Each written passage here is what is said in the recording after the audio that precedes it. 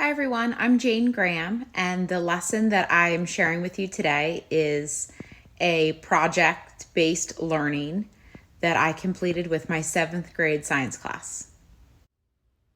At my school, we spend half of 7th grade studying life science, and this project is something we worked on throughout our life science unit, and it is called the Science Museum Project. The idea behind this project is that the students work in collaborative groups and are able to select a topic area in which they would like to learn more about. And the area is not limited to anything in particular, but many students tend to gravitate towards life science since that is the unit we're currently working on. The goal is for them to create a visual museum type exhibit display, and they are to identify a problem or a specific learning opportunity and develop a series of questions in which to base their work upon. I allowed the students to choose their own groups, and the first thing they were asked to do was to reflect on their own attributes that they possess that they could use to benefit their group project. Here's an example of a student who listed some of her best attributes. For instance, that she's very good at researching and working with other people and exhibits creativity. Each group took some time narrowing down what they were interested in studying. And once they chose a topic and that topic was approved, they started researching and finding resources that they would be able to use to gain a better understanding of their topic. Since we would be working on this project for quite some time, I gave each of the students a journal, and in their journal, they made reflections every day about their progress, about their research, and finally, once they picked a topic, they had to come up with research questions to guide their project. Here's some examples on a group that decided to create a museum display about marsupials. Who would have a better chance of survival if placental mammals and marsupials lived together? If marsupials were to leave their environment, how would their absence affect it? What are the behavioral differences between marsupials in captivity versus the wild? How have marsupials evolved throughout their existence? And if marsupials were to be affected by a disease, how would they react and what disease would it be? Each student was to pick one question to take the lead on, and then they had a fifth question that they would all be working on together. The next step is that each of the students started to gather necessary information.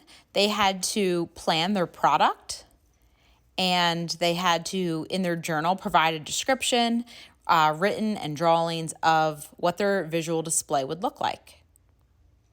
This particular group wanted to create a large walk-in display and inside it, decorate it like the environment that marsupials lived in. And they wanted their guests of their museum display to be able to scan QR codes to find additional videos that would lead them on a scavenger hunt around the box. They would find hidden visuals of the information, and outside there would be a cardboard cutout of a kangaroo where the pouch is, and that would be their entrance to their display. Here's a little bit of a preview of this group's final project. They also created an oral presentation to share with their class, and they prepared a presentation for other teachers and principals and classmates to walk around the museum and visit their exhibit. I thought this particular group did a really great job. They were able to answer their research questions, and they had a lot of fun putting this together. And they really were driving their own learning on the topic because they were choosing what they wanted to study and what they wanted to present to their classmates. Throughout the project, the students used their journals in order to reflect on their learning. And towards the end of the project, they also did a self-reflection as well as a peer evaluation of the other members of their group.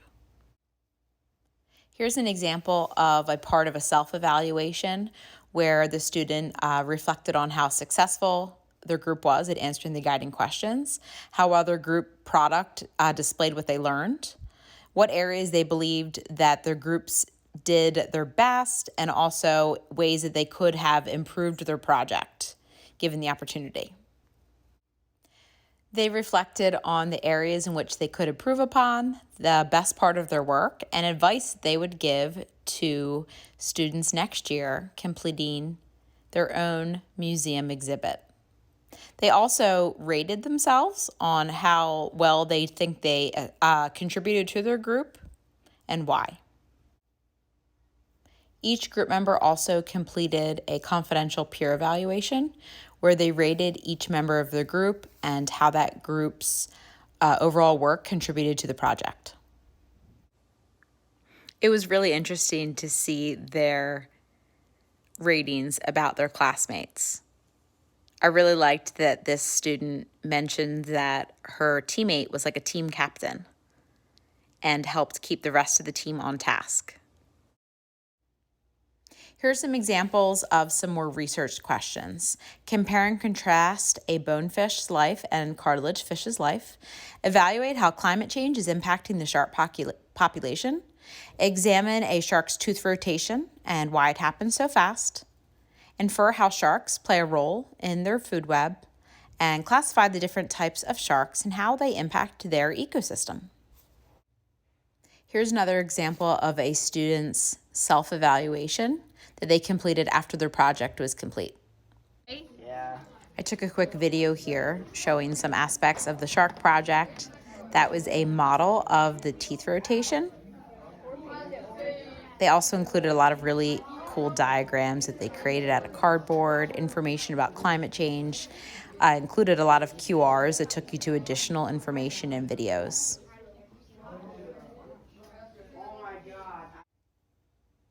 For the NGSS standards, I think this project fits most into ecosystems, interactions, energy, and dynamics. Many groups' projects also fell under molecules to organisms, structures, and processes. Here are the science and engineering practices, disciplinary core ideas, and cross-cutting concepts from that standard. I think as far as lesson design and implementation, that this project definitely hit on the students' prior knowledge. It was designed to engage the students. The students were certainly exploring. They were encouraged to seek alternative modes of investigation and problem solving. And I'd say the focus and direction of the lesson was determined by ideas originating with the students because they were picking their topic and their research questions. As far as content, the content was really whatever the students wanted it to be. Of course, at every step of the project, they checked in with me frequently, and I would approve various aspects before they moved on so that I could scaffold the project and I could also check for their understanding throughout. The Science Museum project allowed the students to collaborate with one another, but I think it also really added to our classroom culture because they were involved in the ideas, they were involved in their own learning, they were making decisions about what they wanted to learn more about. And I think it really helped foster a climate of respect of what other people had to say and encouraged a lot of participation where everyone's ideas were encouraged and valued. Here's a few more examples of things that some other groups included in their exhibits. The best part of this lesson was having the students choose their own topics and decide what they wanted to learn more about. I also loved the collaborative aspect. Thanks for listening to my lesson, and I look forward to sharing more STEM lessons with you.